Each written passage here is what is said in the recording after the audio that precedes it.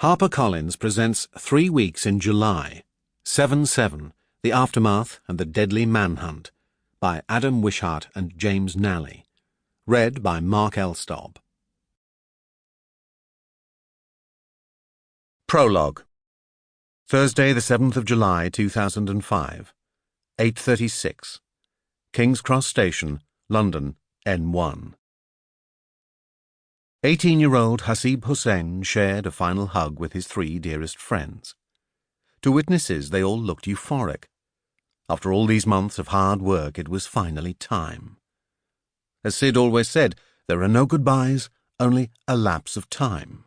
We will see our families and each other soon. Hussain now found himself alone in London for the first time. They'd set off from Leeds in the dark at 3 o'clock that morning. That's why he was wearing this heavy dark grey jacket with beads of sweat tracing their way down his back. The straps of the dark blue Sherpa rucksack, which weighed almost 14 kilos, burrowed into his shoulders as he set off, following the black signs for the Northern Line. He hoped the ice inside his pack was doing its job. Hussain stood on the right of the descending escalator. People walking down on the left kept bashing into his rucksack. Why was everyone in such a hurry? More sweat trickled down his back, his earlier euphoria and certainty possibly draining away. At the escalator's end, he followed the sign, left, then stopped dead in his tracks. In front of him, long queues of people tried to reach the Northern Line platform. Was it always like this? He checked his watch. 08:42. 8 minutes to go.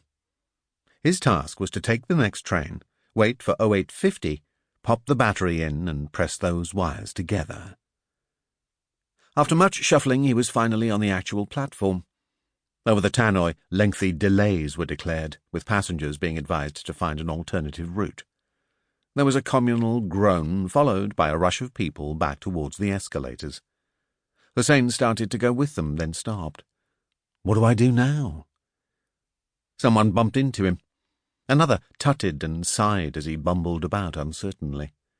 He checked his watch. It was 08:46.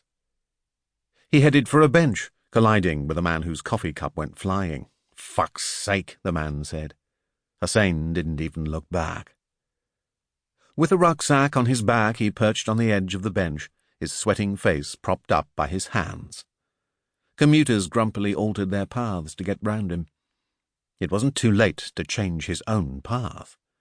He'd looked forward to university, a new car, and getting married. 08:50 passed. Hussain decided to go upstairs to the main concourse and call Sid for further instructions. At 08:54 he emerged from King's Cross Station and made the call, which went straight to answer phone. Pacing up and down the pavement, he called Shez, then Jamal. Same thing. He called Sid again and left a message. "I can't get on a train. What do I do?" He left the same frantic message for the other 2.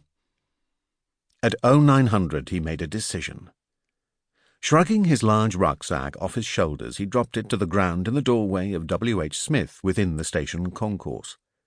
He spent 2.5 minutes bending down and rifling around in the rucksack, only yards from a security guard. After adjusting the straps, he yanked it back onto his shoulders, dug out a $5 and walked up to the counter. "That'll be $4.49, said the shop assistant. Hussain didn't look at her as he pocketed the 9-volt battery and the change. She'd just handed over the final missing component. All he had to do now was figure out where to detonate the device. Introduction. This book is about a unique and unprecedented 3-week period when terrorists launched a series of murderous attacks on the UK. It started on the 7th of July 2005 with the biggest act of murder on English soil since the Second World War.